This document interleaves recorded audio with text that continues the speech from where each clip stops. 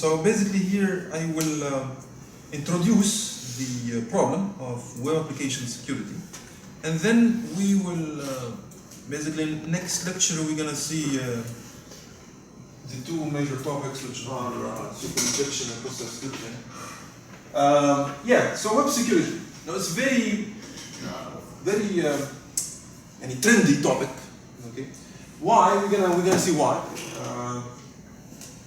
So if you think about the web a few years ago, okay, 10, 15 years ago, if you go, and the web was consisted of certain web resources, HTML files, static websites, where you need to retrieve data, and content is static.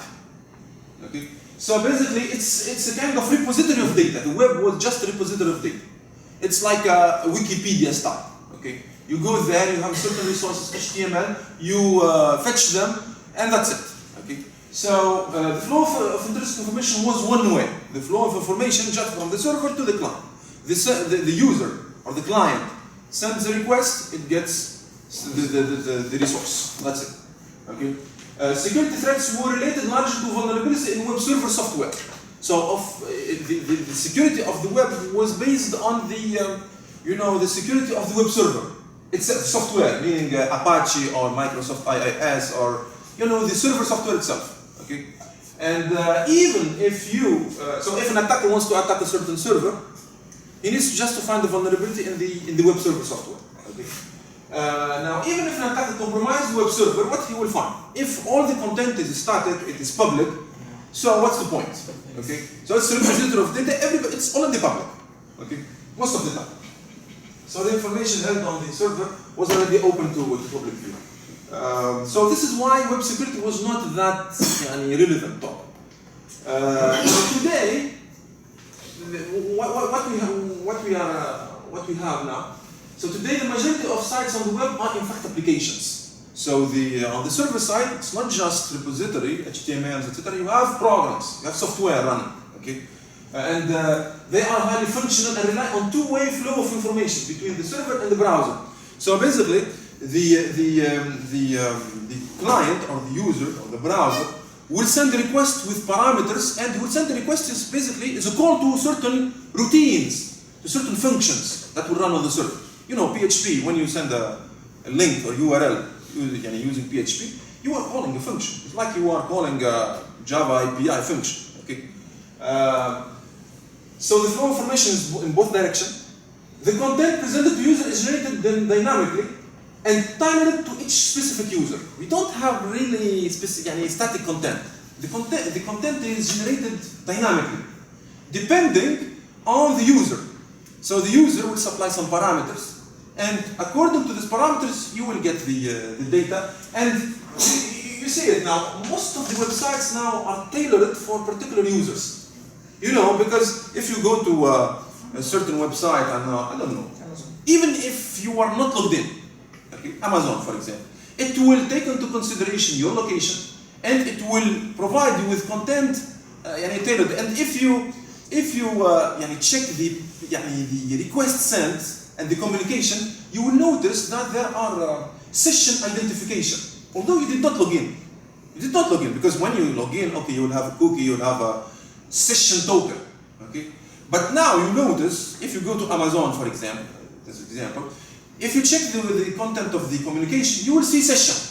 So the web application will create a session for you because the content is tuned, it's tailored for you. It's just for particular user, okay. So, and much of the information processed is private and highly sensitive most of the time. Now the information is quite private, and security is a big issue. So web applications are everywhere. They use it to shop, for social networking, banking, gambling, mail, anything.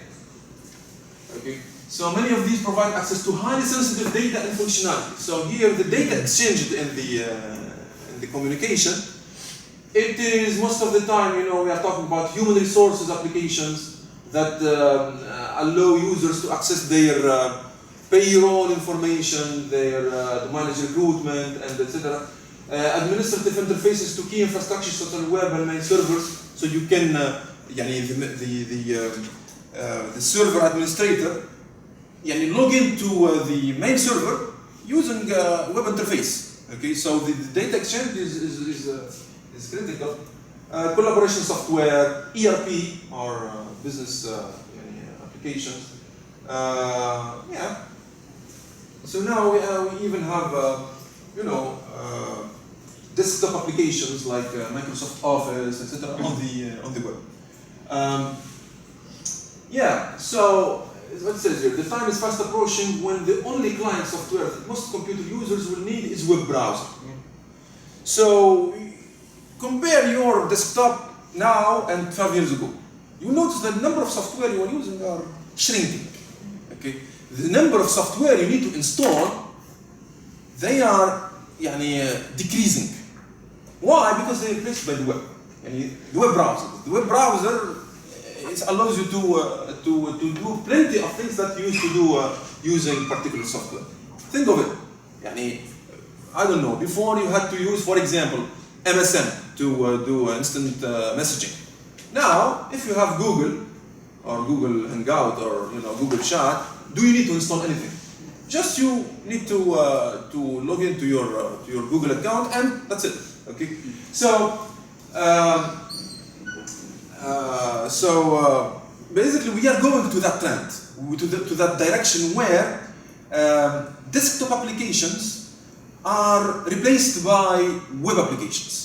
Okay, and think, put yourself in a position of a developer that develops software. Okay, and he needs to sell it. Okay, now if he can go the old style, put it as an executable, put it in a CD or a certain website and let people buy it and install it. Okay, this is the old style. Okay, the other version is put it on the cloud on some server and provide access, modulo some payment to users. Okay, so compare the two options. Which one is better here? Think of it. The first version, basically, everybody needs to install that software. So here we are talking about installing the software, so that software needs to be tailored to every operating system.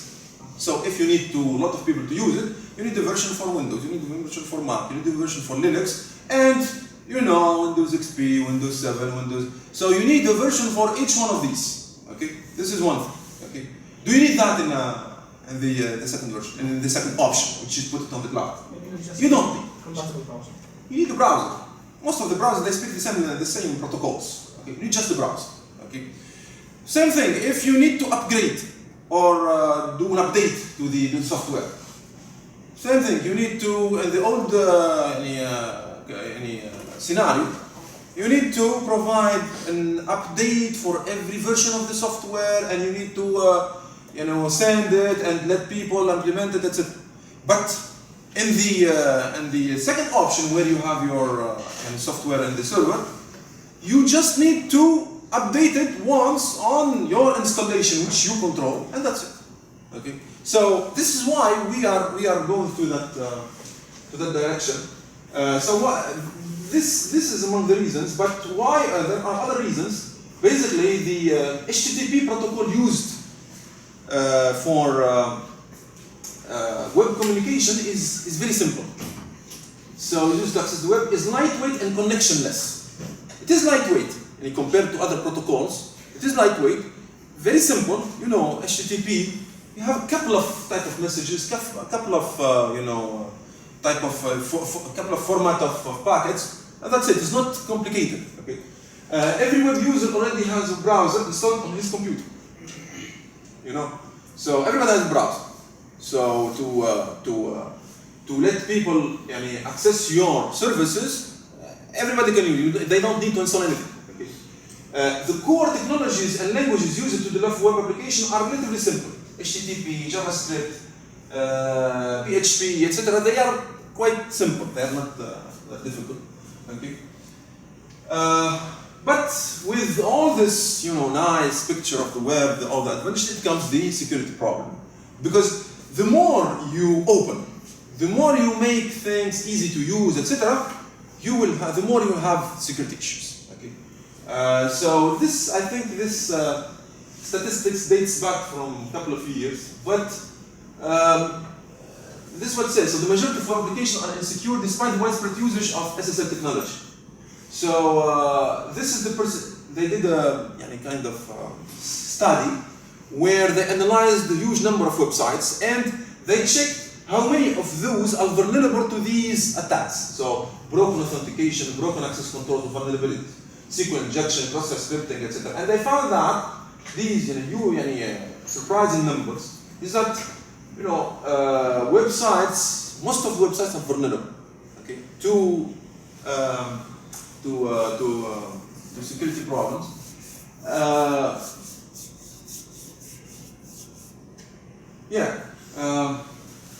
So why this insecurity? So before we discussed these reasons of the insecurity, because these are technical, but think of it. If you take, we saw buffer overflow and you did the homework on software vulnerabilities. Okay. These are vulnerabilities that target software. Okay, so binary vulnerabilities. Okay. Now, if you take an operating system like Windows, the Windows contains a lot of vulnerabilities. And if I ask you, who wrote the code for Windows operating system? Microsoft employees. So here, Microsoft engineers, software engineers, employees, which are they good enough? Humans. Not humans, okay, but these are very skilled web developers, or not web developers, programmers, okay, and they are most probably using the state-of-the-art software engineering, practices, best practices like testing, like what you are covering, life cycle and all that stuff, okay. And with all that, we still have vulnerabilities in in Windows. Okay.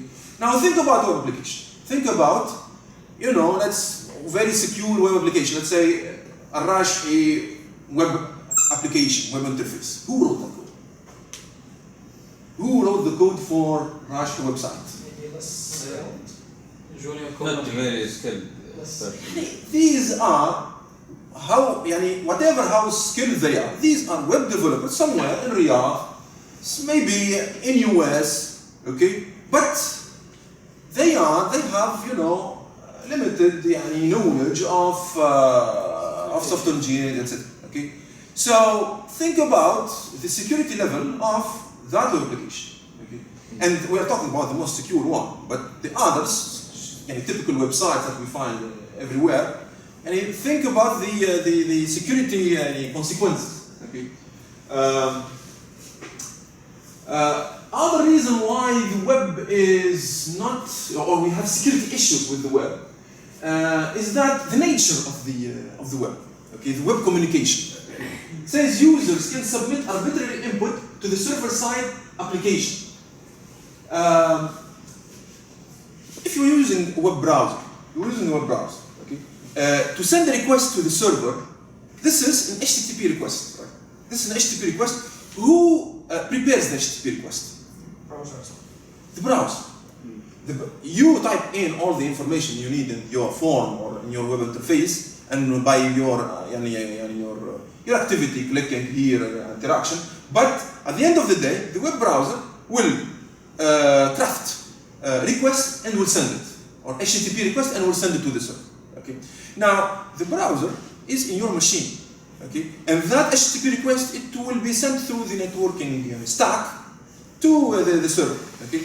Now the point is, since it's in your machine, and an attacker, if he wants to attack a certain server, he will have full control over that browser, over those HTTP requests. So what he can do, he can intercept that HTTP. He wait until the web browser will prepare the HTTP request, will intercept it, and will play with it. Play with it, and he can do what we call, I think, we saw it. We saw it in the tutorial session last week. The tutorial session was fuzzing. Fuzzing is testing for security purposes, right? So he can do fuzzing. Okay? As simple as this. So basically, by taking the HTTP request before it leaves your computer, he can place malicious, input and see what happens. As simple as this. So this is users can submit arbitrary input to the server-side application. Okay. So if, for example, the server-side has a buffer overflow problem, he can supply long, string of characters to trigger that. Okay. Users can send requests in any sequence. The server is expecting, HTTP request 1, then 2, then 3. Okay, in that order. If you send, for example, request 3 before 2, what will happen? Maybe sometimes you have multi-stage authentication. You need to go through step 1, then step 2, then step 3, then step 4. Okay, and in each step you check one information of the user. What if you jump right away to step 4? Yeah, the web application needs to, so if it assumes that anybody reaches step 4, he already went through the previous steps. He can bypass the authentication. Yes. Right? So basically, the order of request, if you start mixing up the order, you might yield a very unexpected behavior of the application.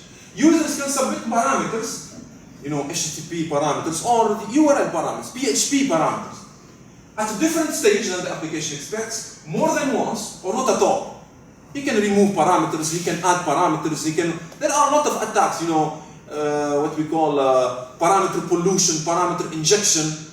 You play with the parameter and see what happens. Okay? Users are not restricted to using only web browser to access the application. Yeah, so they can have an automated tool that will generate very messy request and see what it will do. Okay? Now, example, I'll show you here one example of, we are talking about how we can modify the HTTP requests before they leave your computer. So it's very simple to do. We have here Kali, and of course Kali is equipped with all that. So if we open the browser, and then here it's not connected, so I have here another VM, which is web interface, a set of web applications. So let's say it's 156. I will connect to that. So 192.168.141 or 161. 161. 161. 136. Okay, so this is the web application. So it's like I'm browsing a certain website. Let's say I will go to WordPress, for example. So if I go here, this is in a WordPress page, okay, the template. Now, this I am using just a browser. Browser, it will communicate to the server. So the browser is crafting the HTTP requests and sending it. Now, what I can do, I can place something in between. So basically, what I can do, I can have a server here, or a website, and then you have the user, and here we have the browser. This is the browser. Now the HTTP requests will be sent to this server. So what I can do, I can place here another software that will wait until the web browser generates the request and will intercept it before it leaves. It will stop it. Okay? And this is called HTTP proxy or interceptor. Okay, and I'll show you how this can be done. So basically, we have a tool here called plenty here. Let's use one which is the most known one for web applications. So if you are doing web application penetration testing, this tool is a must, which is called Burp Suite. Burp Suite. Yeah. So Burp Suite is the major tool for web application security or penetration testing, because it's already equipped with a lot of features, but it is very flexible. You can add plugins to do whatever you want. So it's called the proxy. or HTTP proxy or HTTP interceptor.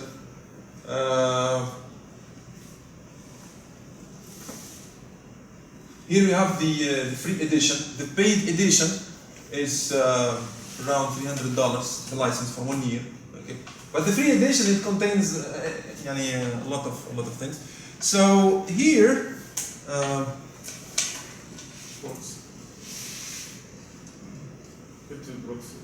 Yeah, I think proxy, and then options. Yeah, it doesn't show it. So, it says here. So this HTTP interceptor, it works on the local host 127.0.0.1, and then on port 8080. So in order to use this, in order to redirect all your web traffic to this interceptor, you need to add a proxy in your web browser. So configure a proxy in your web browser, and all the traffic will go through this. Okay. So basically, here you go to the web browser, and then tools, edit, preferences, and then go to settings, and the proxy and manual proxy.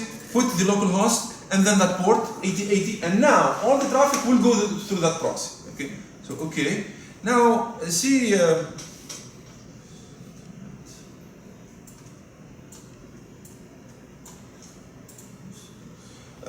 Now, if I go to a certain page, for example, let's go to about. Okay, about. So you see, it doesn't happen. It's connecting. It's waiting. Why? Because the request has been intercepted and stopped by the interceptor. Okay. So we go to the interceptor, and you see small. It's yellow here, and here you have your request. It has been intercepted here. So you have the full details of that request, and you have access to everything. You can change anything in the request. The parameters, you can change it completely. You can modify some information. For example, here it says user agent Mozilla Firefox stuff. You can change this information, and this will result in what? Changing the. So basically, here it's kind of spoofing, or impersonation, because the server will, if you put here, for example, Safari, the server will think that the browser or the user is using Safari browser while you are using Firefox. So, very simple thing. Okay.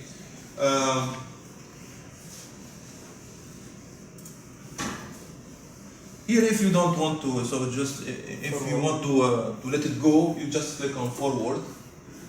Yeah. So here, what is this? Response. This is the response. It will also intercept the response. Okay, it will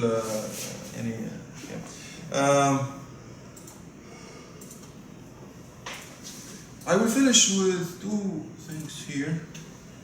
SSL.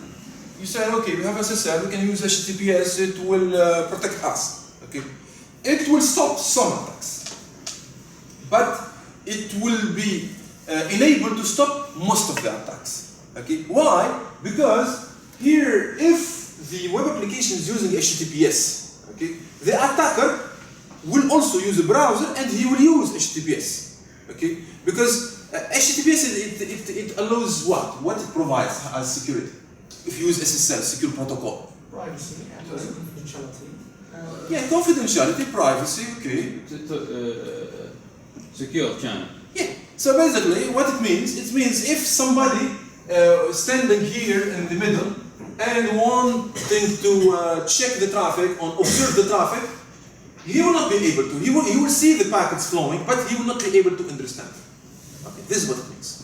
But if the web application has a vulnerability, has a problem, security problem, HTTPS will not protect it. Okay, from that. Okay. So we will here we are talking about the communication itself. We're not talking about the web application. Yeah, in HTTPS. Yeah. So this is why SSL doesn't help much in web security. Yeah, but you said that if the web application, the browser is flawed, then SSL won't work. If what? You said that I think the web browser doesn't work. Okay. Last thing here. Another contributing factor is that the deceptive simplicity. How much time it will take you to set up a website? I can give you a website with enough requirements, etc. How much time it will take? Using a 5 framework. months. Using software. Yeah, everything you have, yeah. Everything you want to use, you can use. One afternoon you can set up a website, right? Because there are used what we call templates, components, etc. that you can just drag and drop, and you have your application. Okay, so it use of ready-made code components, authentication page templates, message boards. So it's very simple, and we can set up a website without caring much about security aspects. Resource and time constraints.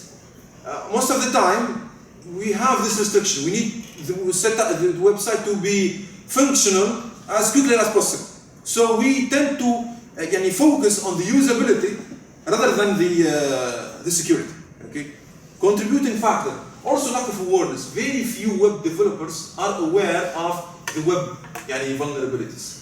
Okay, that's my thing. So I'm right now teaching web application security graduate course, and there are so many vulnerabilities, and you need, in order to protect, if you are a web developer and you need to produce a secure web application, you need to know, you need to be aware about what an attacker can do, so that when you write your code, you are careful. You should not do this, you should not do that. Okay. Very, very, very small details. So very few people are aware of web security issues. This is the ranking of the most common type of web vulnerabilities. So we have injection, cross-site scripting. Basically, we're gonna focus on the two most important ones: SQL injection and cross-site scripting. This is what we're gonna do in the rest of the lecture. So yeah, okay, that's it for today. And next time it will be the tutorial session for you, right? We are well. You are supposed to do it last Thursday. Yes. Yeah. So we said it will be done on Tuesday, the next Tuesday. So in 2 days. Okay. So that's it. So see you next time.